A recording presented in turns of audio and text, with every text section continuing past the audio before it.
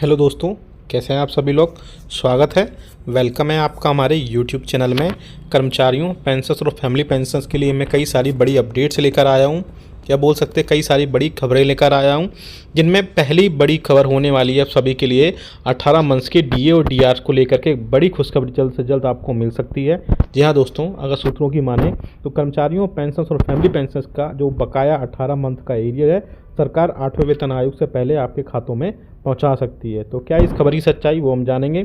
दूसरी बड़ी खबर आ रही है आपकी 8वें वेतन आयोग से रिलेटेड। जी हाँ दोस्तों, 8वें वेतन आयोग पर एक बड़ी अपडेट या बड़ी खबर निकल कर आ रही है, जिसे हम आपको यहाँ पर बताएंगे।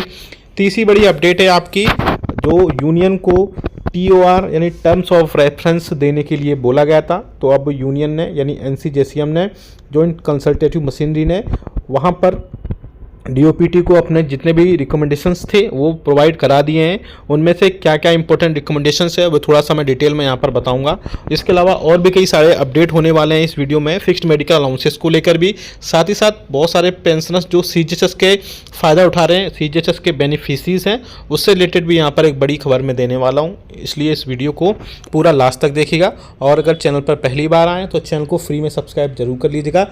सब्सक्राइब के ब्लैक बटन को प्रेस करके साथ ही साथ आप हमारे वीडियोस की लेटेस्ट इन्फॉर्मेशन के लिए घंटे के निशान को यानी बेल आइकन को प्रेस करना बिल्कुल मत भूलिएगा। तभी आपके पास हमारी वीडियोस की लेटेस्ट इन्फॉर्मेशन आ पाएगी और आप हमारे वीडियोस को इसी तरीके से आगे भी वॉच कर पाएंगे।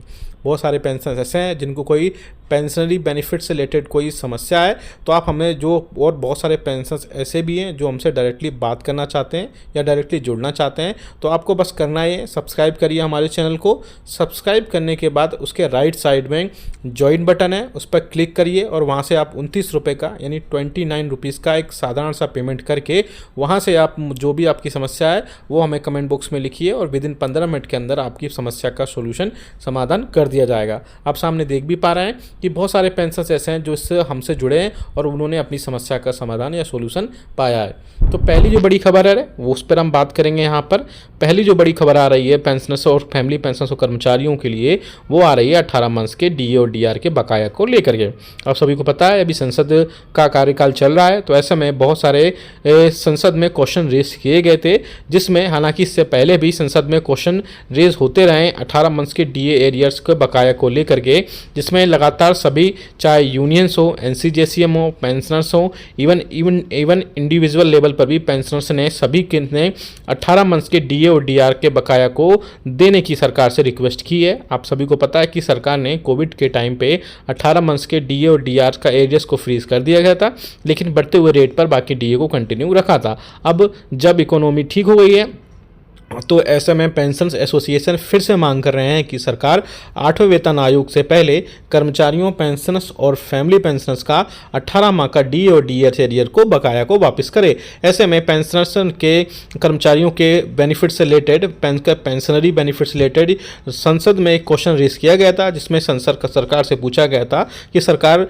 गवर्नमेंट और पेंशनर्स और फैमिली पेंशनर्स का 18 माह का एरियर सरकार वापस क्यों नहीं कर रही है और कब तक वापस करेगी। हालांकि इसमें जो आंसर आया था वो यही था कि सरकार 18 माह के DA और DR का जो 34,402 करोड़ रुपए है वो वापस नहीं करेगी, वापस नहीं कर सकती है, क्योंकि कोविड के टाइम में वो सारा पैसा खत्म या खर्च हो गया था। ऐसे में पेंशनर्स और एसोसिएशंस ने इस फिर से सरकार से रिक्वेस्ट की कि सरकार जो है 18 माह के DA और DR के एरियर्स को सरकार जो है वापस करे 18 माह के DA 8वें वेतन आयोग से पहले। ऐसे में यूनियन और पेंशनर्स ने सरकार से साथ में ये भी बोला कि गवर्नमेंट एक साथ अगर पैसा पूरा नहीं दे सकती है तो उनको अलग अलग 4 से 5 अलग अलग किस्तों में प्रोवाइड कराए। आगे आने वाले दिनों में 8वें वेतन आयोग की घोषणा होने के बाद में अब पेंशनर्स और फैमिली पेंशनर्स को फिर से एक आस जगी है कि सरकार 18 माह के एरियर्स को प्रोवाइड, जो उनका प्रोवाइड DA और DR के एरियर प्रोवाइड करा सकती है। आपकी क्या राय है इस पर, आप कमेंट बॉक्स में जरूर लिखिएगा। अब बात करते हैं दूसरी, जिसमें आ रहा है 18 माह के एरियर्स के बाद में 8वें वेतन आयोग को लेकर के। जी हाँ दोस्तों, आप सभी को पता है कि 8वें वेतन आयोग का गठन सरकार कर चुकी है, उसका अप्रूवल दे चुकी है। ऐसे में सरकार ने जो NCJCM है यानी यूनियन है उसको अपने TORs यानी टर्म्स ऑफ रेफरेंसेस में उनके जो भी सजेशंस है वो देने के लिए बोला गया था। तो अब TORs आ चुके हैं, यूनियन ने सरकार को TORs दे चुके हैं, जिसमें बहुत इंपॉर्टेंट TORs है वो मैं आपको बता देता हूँ। जिसमें सबसे पहले ये बोला गया है कि लेवल 1 से लेकर के लेवल 6 तक के पेंशनर्स को जो भी इवन कर्मचारियों को उसमें मर्ज कर दिया जाए, यानी लेवल 1 से लेवल 6 तक से। फिर जो पेंशनर्स लेवल 1 के हैं वो डायरेक्टली लेवल 6 पर जाएं और वहाँ से लेवल 6 से ही लेवल 1 को वहाँ से माना जाए और उन सबको मर्ज होने के बाद वहाँ से सैलरी पेंशन और जो फैमिली पेंशन है वहाँ से कंटिन्यू हो। दूसरी बात है कि वहाँ पर DA और DR जो है उसको मर्ज करने की भी वहाँ पर बात की गई है और इसके अलावा 7वें वेतन आयोग में जो भी एनोमलीज थी उनको वहाँ पर खत्म करने की बात की गई है। इसके अलावा और भी कई सारे इंपॉर्टेंट सजेशन सरकार को दिए गए। आगे आने वाले दिनों में देखना इंपॉर्टेंट होगा कि कौन कौन से TORs term of preferences suggestion सरकार यूनियंस के वहाँ पर मानती है। इसके अलावा हम एक और बड़ी खबर की आप बात करते हैं इसमें, जिसमें CGHS के कैशलेस ट्रीटमेंट्स और भी कई सारे इसमें इंफॉर्मेशन थे, जिसमें सजेशन थे सरकार को, जो सरकार आगे मानेगी इनमें या फिर डिनाई करेगी वो आगे आने वाले दिनों में देखना क्लियर होगा। अब बात करते हैं फिक्स्ड मेडिकल अलाउंसेस की। तो आप सभी को पता है कि सरकार ने फिक्स्ड मेडिकल अलाउंसेस को 7 CPC के रूप में 7 CPC में 1000 रुपये OPD मेडिसिन के खर्च के रूप में प्रोवाइड किए थे, जो कि यूनियन और सरकार ने क्लियरली वहाँ पर बोला था। यूनियन ने सरकार से क्लियरली बोला था कि 1000 रुपये OPD मेडिसिन के रूप में बहुत कम है, उनको बढ़ाया जाना चाहिए। जिसमें उनको बढ़ाने के बाद में ministry of health and family welfare से वहाँ पर मैटर वहाँ भेजा गया था, फाइल वहाँ भेजी गई थी और ministry of health and family welfare से स्कोवा की मीटिंग में वहाँ पर रिप्लाई आया था कि मैटर अभी अंडर कंसिडरेशन है और जल्द से जल्द इस पर कोई ना कोई एक तनकीद डिसीजन ले लिया जाएगा। और मुझे लगता है इवन जो मीडिया में खबरें आ रही थी कि फिक्स्ड मेडिकल अलाउंसेस के रूप में आपको 3,000 रुपये से 32,000 रुपये वहाँ पर बढ़ाए जा सकते हैं। तो ऐसा में अगर 3,000 से 32,000 रुपये पेंशनर्स और फैमिली पेंशनर्स के बढ़ते हैं फिक्स्ड मेडिकल अलाउंसेस के रूप में, तो पेंशनर्स के लिए काफ़ी ज़्यादा राहत की खबर होगी और पेंशनर्स को वहाँ पर 3,000 रुपये तक बढ़ते हुए दिखाई दे सकते हैं। इसके अलावा 18 माह के एरियर्स पर एक और बड़ी खबर यह है कि जल्द से जल्द हो सकता है आने वाले दिनों में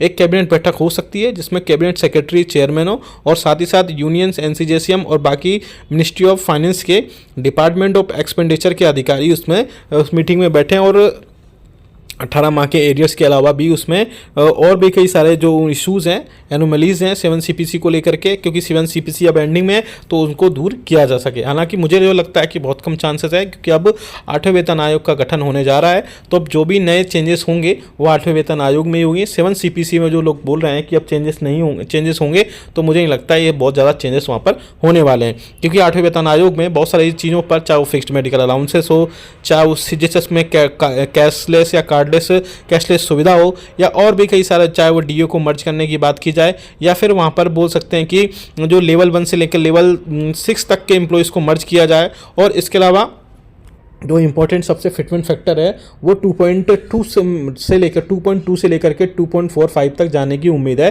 क्योंकि अगर DA बेसिक में मर्ज नहीं होता है तो DA 0 हो जाएगा। ऐसे में कर्मचारियों पेंशनर्स को कम से कम 4 से 5,000 रुपये या 10,000 रुपये तक कम से कम बढ़ोतरी होनी चाहिए। तो ऐसे में पेंशनर्स के लिए जो DA और DR है वो वहाँ पर बढ़ना ही चाहिए। ऐसे में पेंशनर्स और फैमिली पेंशनर्स के लिए, कर्मचारियों के लिए